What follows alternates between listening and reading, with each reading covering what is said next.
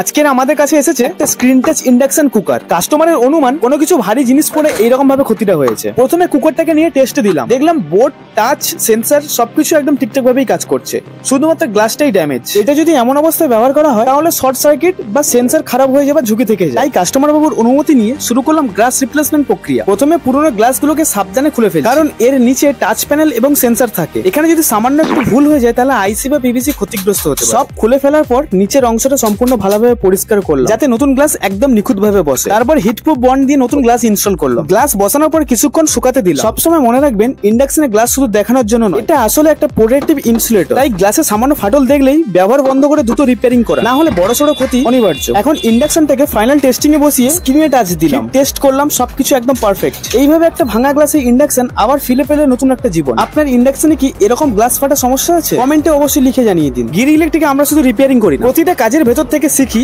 মেশিনের আসল ইঞ্জিনিয়ারিং।